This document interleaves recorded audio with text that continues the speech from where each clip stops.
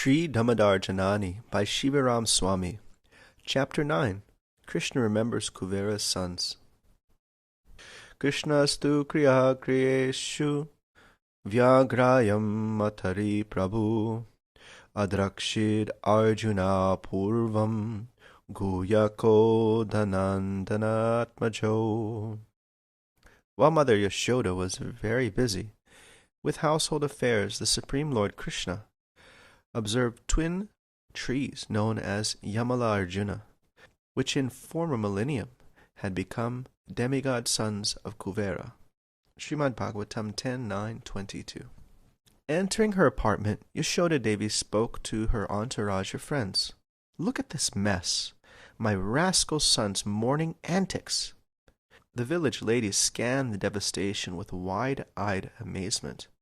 How could a little boy cause such chaos? "He is really a rascal." "Very much so. I cannot believe this." "But he is the sweetest rascal in Gokul, and the most mysterious." "Whatever else he may be, he is a rascal," said Yashoda, trying to hide her pride. Wiping her hand in her skirts, she added, "Not only must I clean up after him, but I must also catch up on the many duties that were delayed because of his nonsense." "O Queen, we will clean up the spilt yogurt while you and your maidservants attend to your chores." Looking around the other rooms, while thinking of many ways to serve her son, Yashoda sighed with pleasure. "They're endless. There's no end to this housework." Mother Yashoda was the very form of loving service, and as such, whatever housework she did was for her son. Thus her activities of cooking, washing, and churning butter were a perfection that was beyond the reach of Vaikuntha's residents, and her absorption in such chores far surpassed the samadhi of the most accomplished yogi. Yashoda Devi's ever-waking moment was an absorption in spontaneous loving service to the unlimited Supreme Lord, who had appeared in Gokul as her son. Because they were her eternal dharma, there was no end to her chores. Moreover, what to material vision would appear to be ordinary duties of a household wife were, to divine vision, the object of unending praise for great demigods and perfected devotees. Because of the eminence of service to him, Mother Yashoda had left Krishna, whom she loved more than life, to serve him. "O Queen," said one of the women, "do you think it wise to leave Dāmodara alone, tied to that mortar?" Yashoda cast a glance in the direction of the courtyard. "He is not alone, but in the company of his friends. They are looking after him." Another gopi added, "And he is in the courtyard nearby, both within eyesight and earshot." "Besides," Yashoda Devi smiled, "he is tied to the mortar. I cannot imagine that he could untie himself or move the mortar." A dear friend agreed, "Impossible. I think he is safe where he is." But some friends were not so certain. "Are you sure? You just spent all morning trying to tie him down. What makes you think that he is so easily restrained?" Yashoda Devi remained unperturbed. "Cast aside your fears far away. We can hear any disturbance he makes. Additionally, his friends will let us know if he misbehaves again. But if he thinks he can free himself, then let him try. Let him try." And outside the courtyard, Krishna was trying.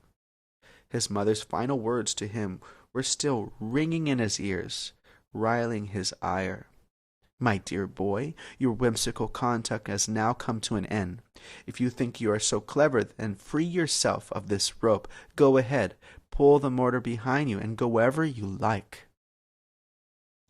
Dāmodara fumed, and to the delight of his friends, he was pulling the mortar. But where would he go? Aware that his mother could easily hear the gopas' cheers, Krishna placed a forefinger to his lips to calm them. To contemplate how he could give vent to his anger, Krishna abruptly sat down on the ground while his friends amused themselves nearby. Nandatila sloped gently off to the Yamuna, whose shimmering waters worshipped Krishna with soft beams of radiance. The caress of the autumn breezes was a massage that stroked his tired limbs, and a bouquet of blossoming flowers remedial herbs for his aching feet, and the chirping of birds wise counsel for his ruffled mind. In these moments during which Krishna took pleasure in the beauty of Vrindavan, his anger abated. But when he felt the rope around his belly, his mind again became perturbed. Mother said I should free myself if I could, but I cannot. She has bound me with the knots of love. How can I possibly undo them? Such an act would be contrary to everything I stand for. I can never free myself from the love of my devotees. As Krishna was thinking in this way, his pastime potency covered him, and he again thought of getting free. Frustrated that he could not, he punched the ground with his fists. Anger welled up in his mind, and a divine ignorance spread through his being, blackening his already dark complexion. With reddish eyes, Krishna scoured the surroundings until two stately Arjuna trees again caught his gaze. They stood proudly by the gate of Nanda Maharaj's estate. Recognizing the trees as two celestials that had been cursed by Narada Muni, Krishna admired their majestic foliage, lush with leaves, flowers, and fruits. Although the trees had been standing for many years, they had been recently named Arjuna Trees after Krishna's Gopa friend Arjuna, because they appeared like twins, Yamala, two trunks sharing the same roots. The Brajvasis called them Yamala Arjunas. Krishna had never been close to them, but he had often gazed at them from the palace. Some Brajvasis called the trees Gopasakas, because they were friends to the cowherd community, offering them bounty without asking anything in return. Standing side by side, these trees look like magnificent kings who distributed charity freely, or like heavenly laden clouds that made no distinction where to shower their life-giving waters. Despite their grandeur, the trees were shackled in place by their roots. I am just like those trees, thought Dāmodara, bound. Now I know how conditioned souls feel, constrained as they are by the ropes of material nature. Perhaps if I perform the good deed of freeing those trees, I, in turn, shall be freed from this mortar. Continuing to think in this way, Krishna simultaneously exhibited two contradictory natures. He was an angry boy who had been unjustly punished, and the omniscient Lord who was planning how to liberate the trees. The demigods overheard were wonderstruck at this extraordinary conduct. Having recognized earlier that they were privileged to witness a very special pastime, they knew better than to question what they were seeing. With folded hands they praised Krishna. Prabhu, Prabhu. Yes, although tied to a mortar and angry with his mother, Krishna was still Prabhu, the master of all energies, of all beings, of all circumstances. Yet aside from his mind-boggling deeds, he continued to appear like a 3-year-old. While continuing to eye the two Arjuna trees swaying in the wind, Krishna hatched a plan by which to further expand his pastimes and please his devotees.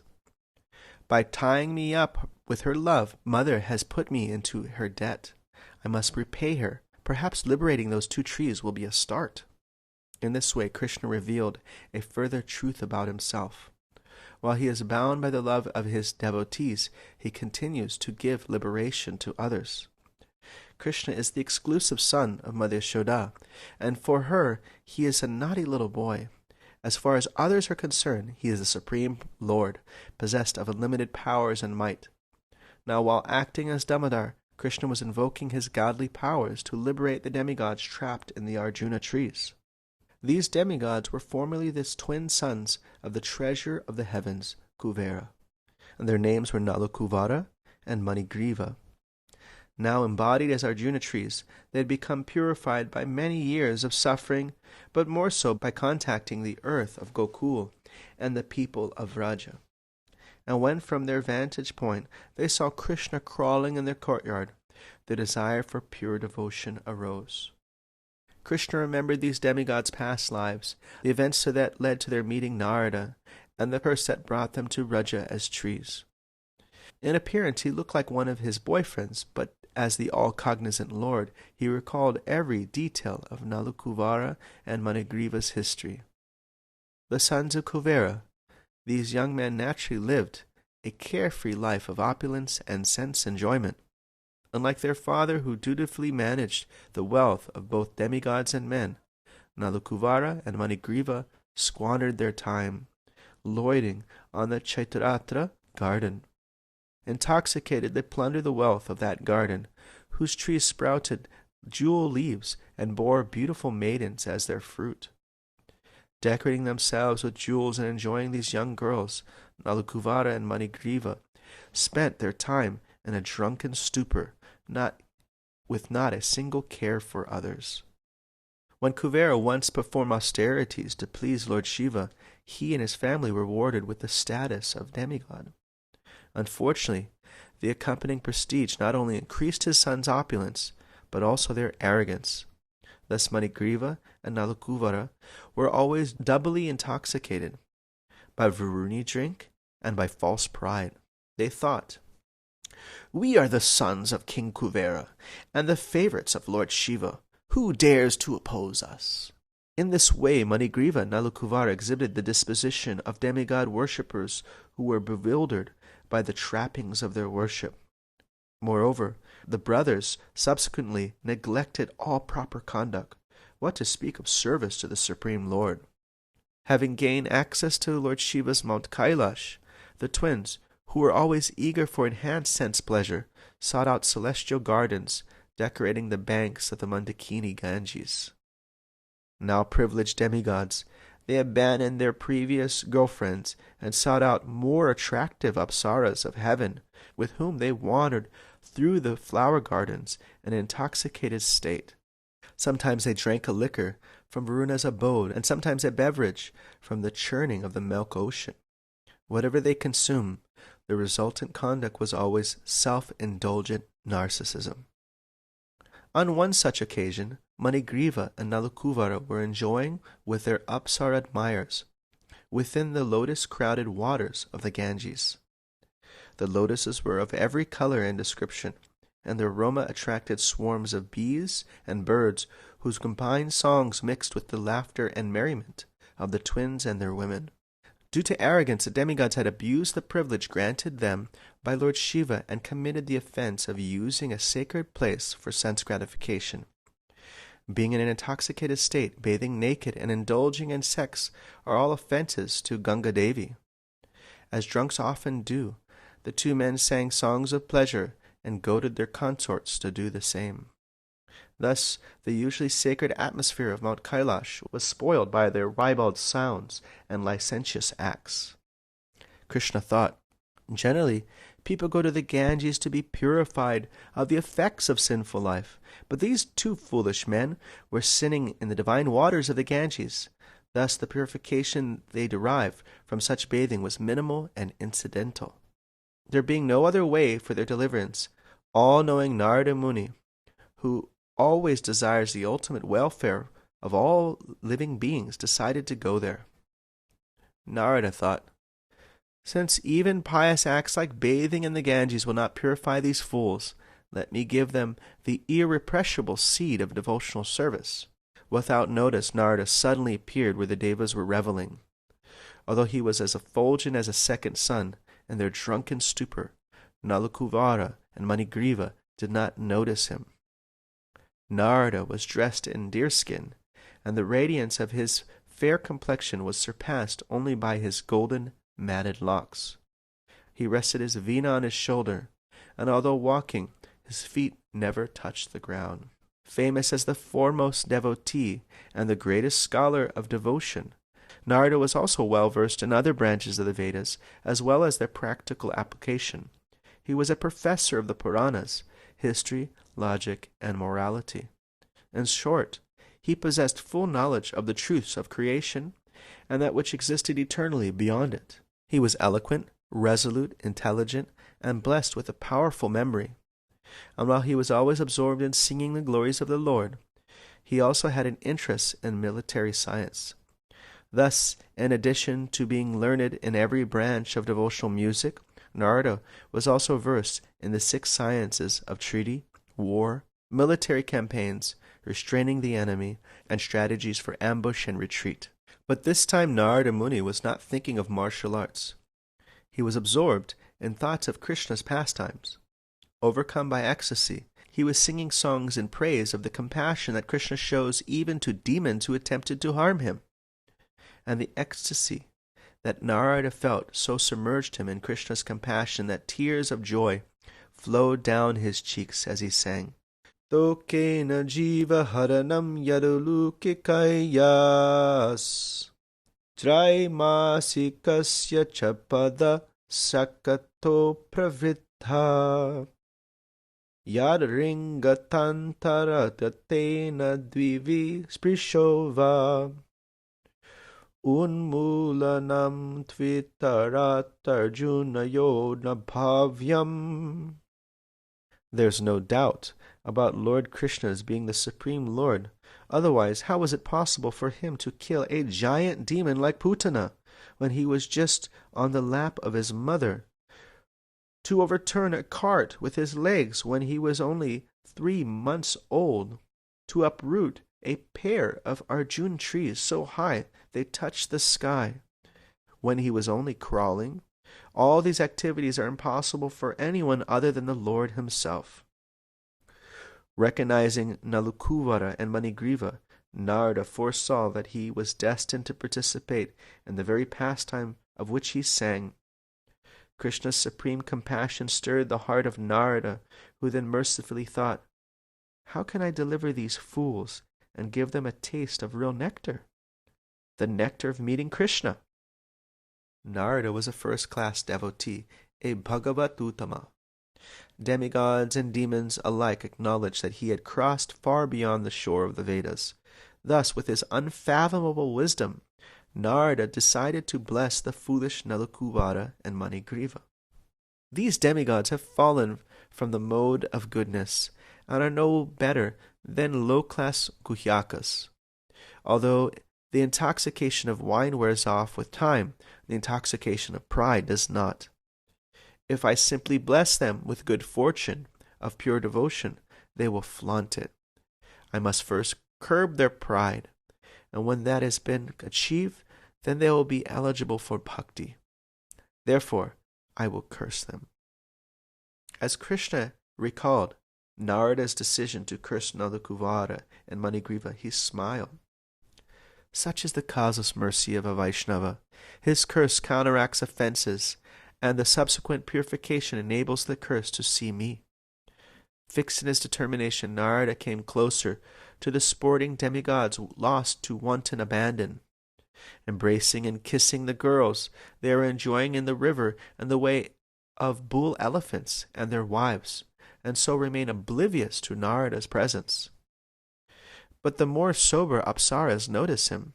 The naked girls immediately cover themselves with their long hair, and wading to the shore they hastily dressed, while urging their lovers to do the same.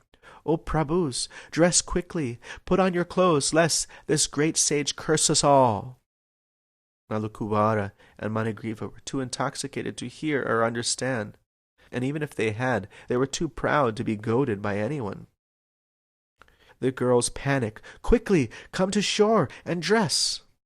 But the men simply taunted the girls, and in their stupor they began to splash each other, joking, quickly dress." Narada's anger rose, and he thought of the subsequent Krishna's pastimes and resolved that these two would serve the Lord. The sage could envisage the courtyard of Nanda Maharaj and these two demigods standing there as large trees. By cursing Nalukuvara and Manigriva, he would be an instrument of the Lord's mission. Yet he was hesitant. It would be an offense on my part to curse demigods, yet I'm helpless in the greater plan of the Lord. Moreover, if I curse them, they will benefit by getting the direct vision of Lord Krishna. What could be more auspicious than that? Child Krishna was pleased with Narada's humility. although the sage was acting as his instrument. Narada was concerned not to offend even fallen devotees.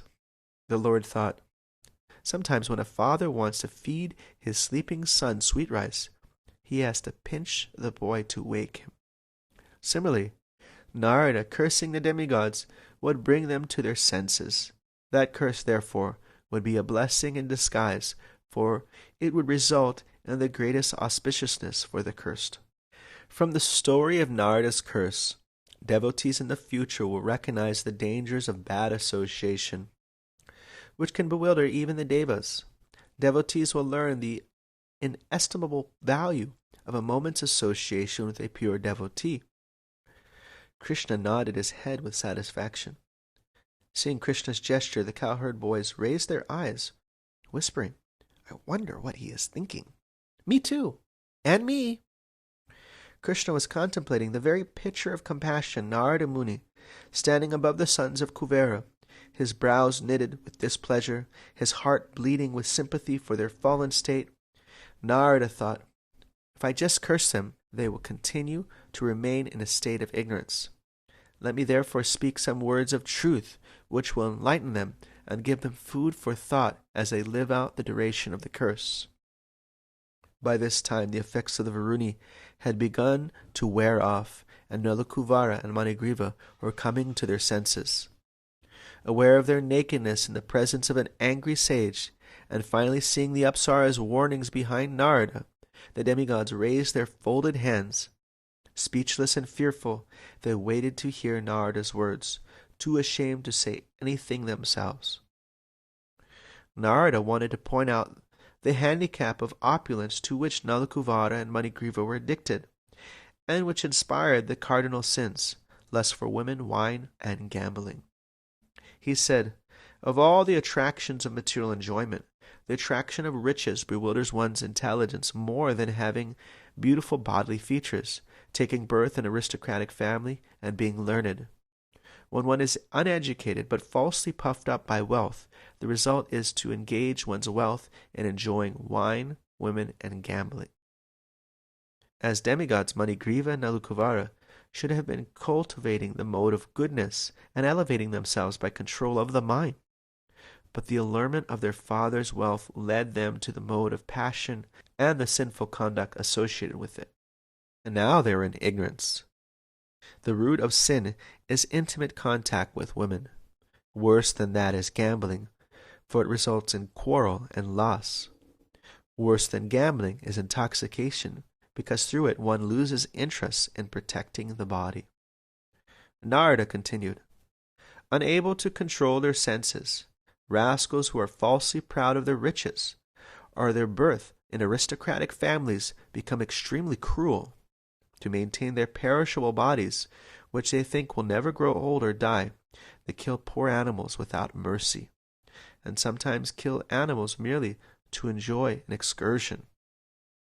When bewildered by such debauchery, eating meat and killing animals, fools forget that the Lord is witness to such sins, and that he quickly metes out a corresponding punishment. Although such rascals fancy themselves ageless and deathless, they themselves become a victim of violence and death. Pointing to the men, Narada said, while living, one may be proud of one's body, thinking oneself a very big man, minister, president, or even demigod. Whatever one may be, after death, this body will turn either into worms, stool, or ashes. If one kills poor animals to satisfy the temporary whims of this body, one does not know that he will suffer in the next birth, for such a sinful miscreant must go to hell, suffer the results of his actions. Narada chuckled at the irony of it. Although people daily see old age and death, still they think they will never die, but they will. And when they do, they will have to visit the hellish planets to suffer for their foolishness.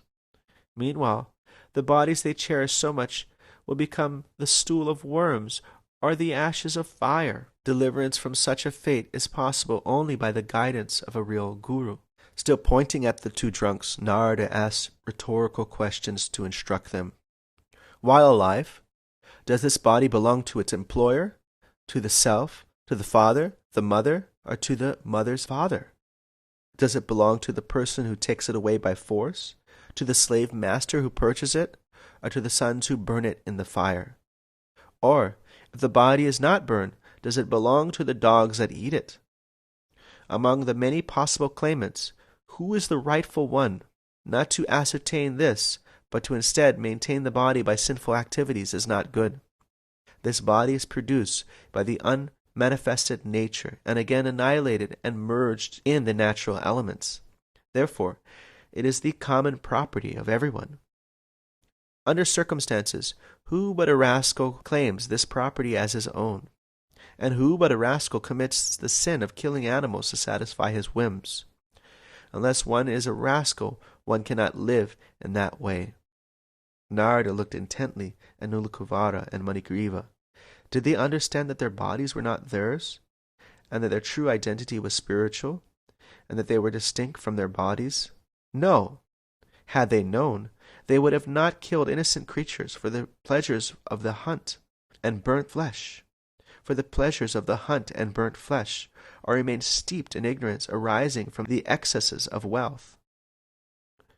To awaken the brothers from their stupor, Narada then lay bare the future awaiting them. It would be a painful future, but an effective remedy for their conceit. Atheistic fools and rascals who are very much proud of wealth fail to see things as they are.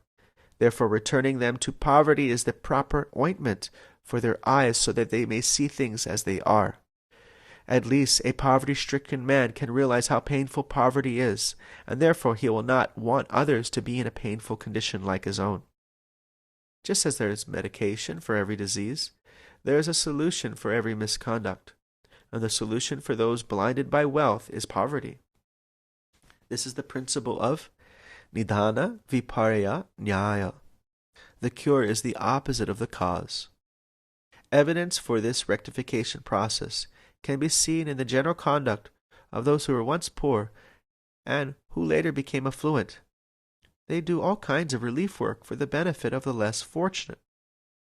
By seeing their faces, one whose body has been pricked by pins can understand the pain of others who are pin-pricked.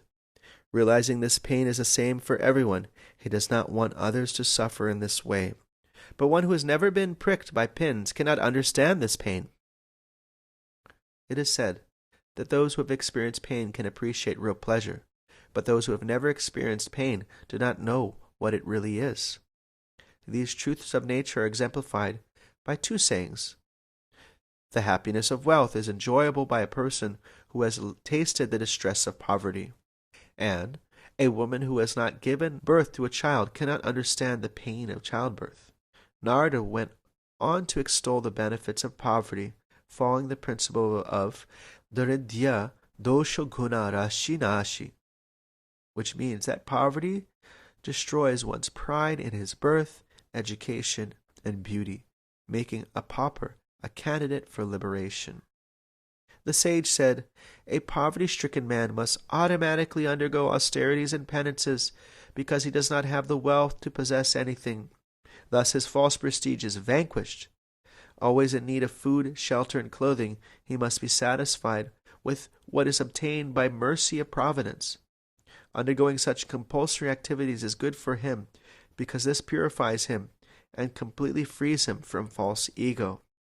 While a yogi must undergo hard austerities and sadhana to become free of pride, a pauper automatically becomes prideless. What has he to be proud of? For this reason, some say that poverty is the best kind of austerity. Reflecting on the benefits of poverty, Narada added, always hungry, longing for sufficient food, a poverty-stricken man gradually becomes weaker and weaker.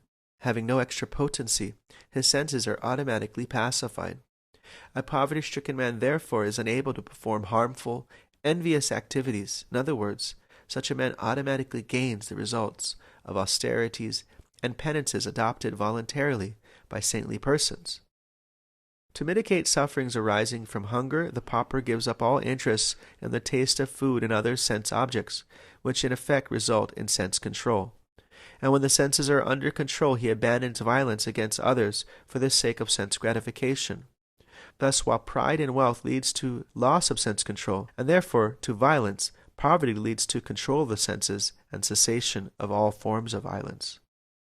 Narada Muni was a living example of these principles. In his last life, he was a son of a poverty-stricken maidservant, and so he knew what hunger was. But he had been fortunate. He was able to serve and hear from traveling mendicants who would offer him the remnants of their meals.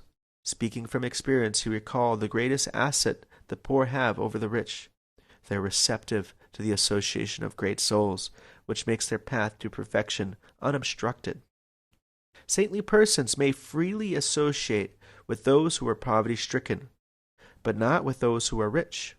A poverty-stricken man, by association with saintly persons, very soon becomes disinterested in material desires, and hence dirty things within the core of his heart are cleansed away. Inspired to glorify Vaishnavas, Narada added, "Saintly persons, sadhus, think of Krishna 24 hours a day. They have no other interests. Why should people neglect the association of such exalted personalities and try to associate with materialists, most of whom are proud and rich non-devotees?"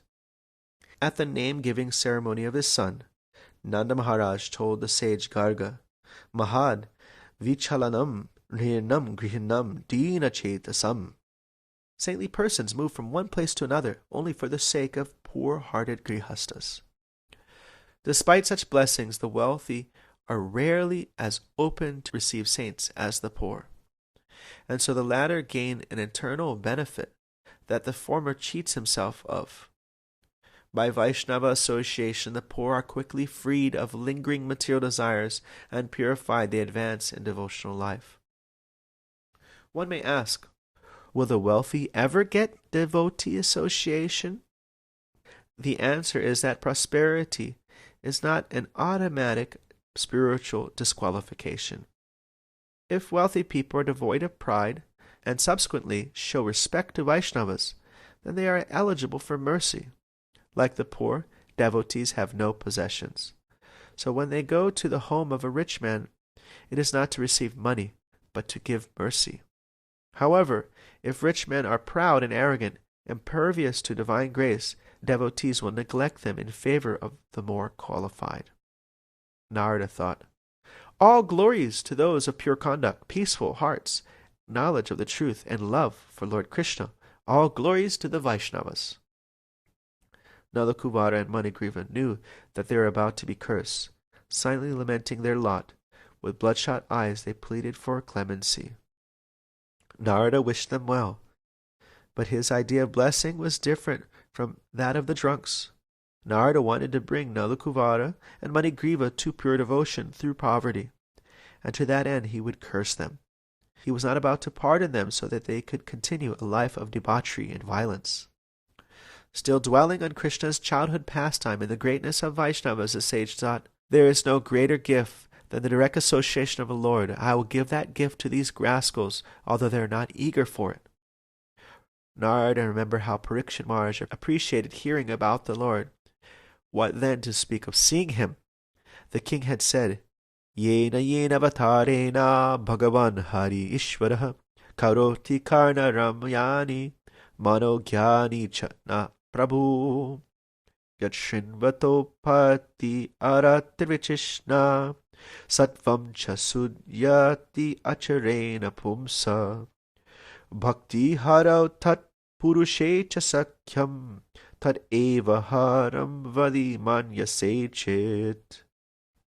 Hearing about the Lord, full of pristine qualities, destroyer of suffering, attractor of the senses, through his appearance causes pleasure to the ears, attraction to the mind, destroys interest in topics of and thirst for material enjoyment, and awakens prema for the all-attractive Lord, as it does friendship with devotees. Speaking aloud, as if addressing all those within earshot, Narada said, Therefore, since these two persons drunk with liquor, named Varuni, are madhvi, and unable to control their senses, have been blinded by pride of celestial opulence, and have become attached to women, I shall relieve them of their false prestige. while the future may look back on Narada and wonder, why would a saintly person take revenge on offenders? Narada's punishment was not revenge. As a transcendentalist, he was beyond such petty conduct. Rather, his curse was a well-considered blessing meant to direct Nalakuvara and Manigriva back to Godhead. Had Narada simply bestowed a fool's mercy on the brothers and pardoned them, they would have returned to their evil ways. And what if he did not? They still would have remained karma mishra bhaktas, mixed devotees inclined to sense gratification. Narada's curse gave them the opportunity to become pure devotees and go back to Godhead. Therefore his curse was fully justified, for it was for Nalakuvara's and Manigriva's ultimate benefit. Finally, Narada pronounced the terms of the curse. Speaking to a wider audience that included the apsaras, forest creatures, and foliage, Narada said, "These two young men are the sons of the great demigod Kuvera. But because of false prestige and addiction to liquor, like trees they have become so fallen that they cannot even understand their nakedness. Since they are behaving like trees, these two young men should receive bodies of trees. This will be the proper punishment. Nonetheless, after they become trees, and until they are released from their confinement, by my mercy they will have remembrance of their past sinful activities. Moreover, by my special favor, after the expiry of 100 years by the measurements of the demigods, they will be able to see the Supreme Personality of Godhead, Vasudeva, face to face, and thus revive their real position as devotees." When Nalakuvara and Manigriva first realized that Narada was angry with them, they remained proud and indignant. "What is the offense of being naked in front of a Brahmana? It is nothing." But as Narada pronounced his curse, they received a just answer to their challenge. In one sense, they were relieved. It could have been worse. They could have become demons, as had other demigods, like the king of the Vidyadharas, Chitraketu, whom Parvati Devi had transformed into a hideous-looking demon. But Narada considered that Nalakuvara and Manigriva's brazen nakedness was not solely their ignorance, but also their pride. Therefore, their punishment as trees was balanced.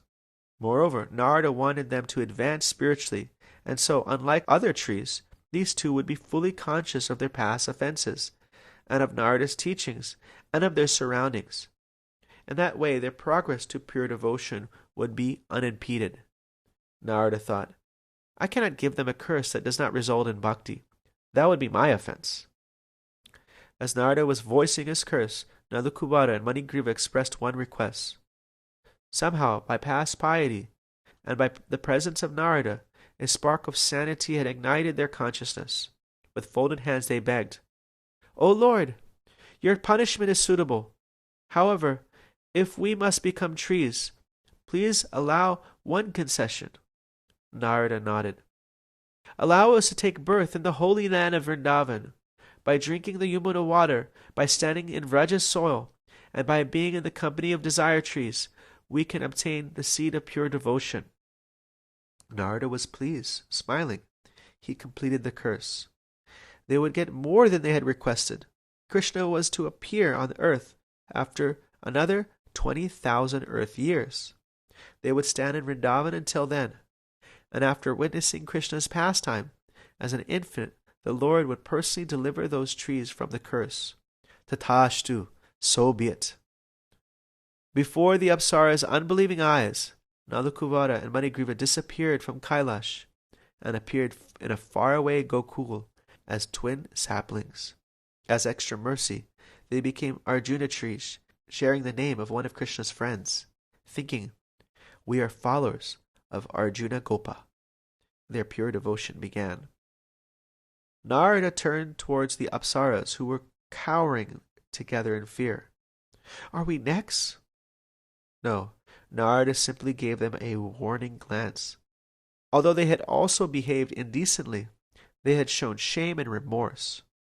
The sage would let their fate unfold, having seen and heard Narada, the seed of devotion planted in their hearts, and eventually they would excel as Vaishnavis among celestials. His mission in Kailash completed, Narada departed for Vaikuntha. There he would beg the Lord to forgive him for cursing servants of Lord Shiva, and request the Lord to make his curse come true. But then, feeling ashamed of what he had done, he decided against meeting the Lord directly, and changing course, Narada went to Badarikashram instead. There he would disclose his heart and mind to his guru, Narayan Rishi. Such is the conduct of a pure Vaishnava. Although acting as an instrument of the Lord, he still feels guilty for cursing someone who more than deserves it. Sitting a little apart from his friends, and absorbed in remembering Narada's adventures, Krishna nodded his head in acknowledgement of the sage's words and deeds. Out of loud he said, "Tathashtu, so be it." The gopas nearby looked at each other. "So be what?" "I don't know."